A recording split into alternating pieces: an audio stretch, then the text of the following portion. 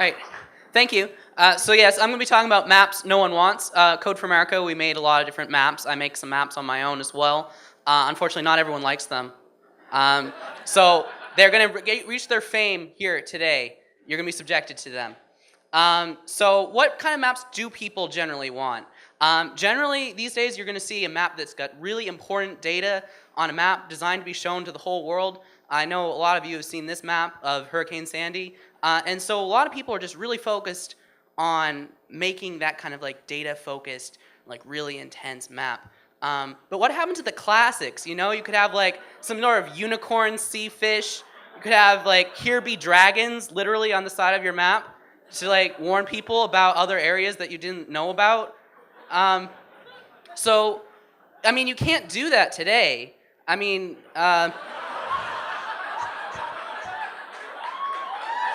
people are like, that didn't happen. That's not real. Oakland is perfectly safe.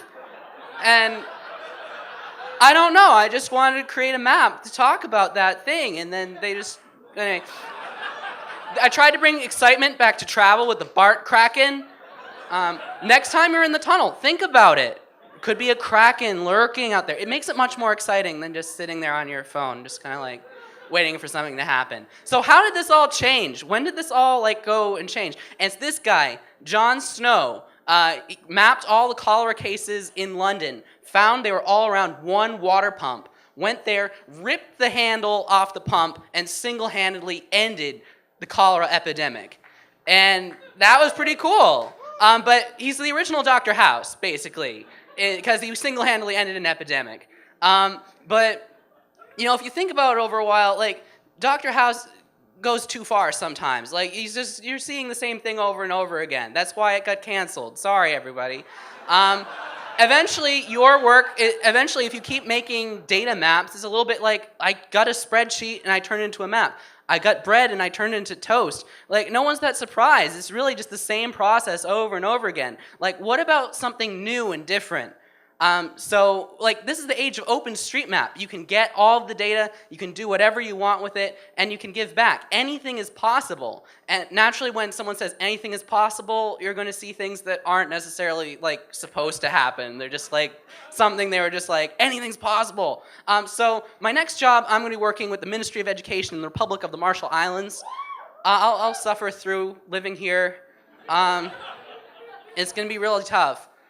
And anyway, I did some research on this because I didn't know any place about it. And maps of it are just ridiculous. It's just this little road in the middle of the ocean. Like, this doesn't make any sense. So, like, I wanted to undo this map and do something different. Like, what if I took that whole bent out shape and straightened it out into one long, straight road? Like, I just wanted to know. And here you go. I mean, no, it's a completely useless map. It's just like long, skinny little thing like that.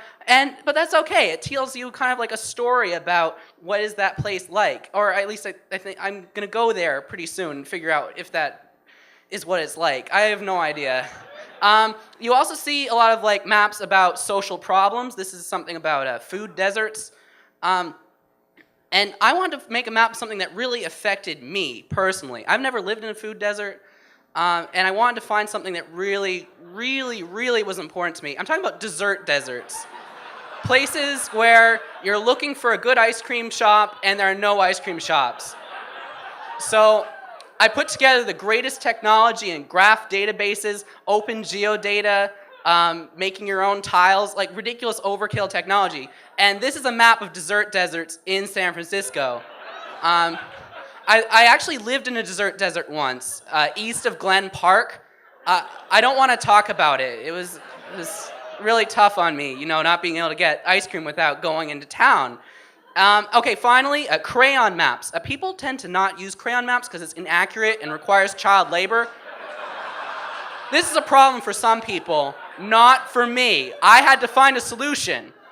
And I actually used Mechanical Turk. No, not Mechanical Turk. JavaScript. So this is a JavaScript library I wrote, Crayon Canvas.js.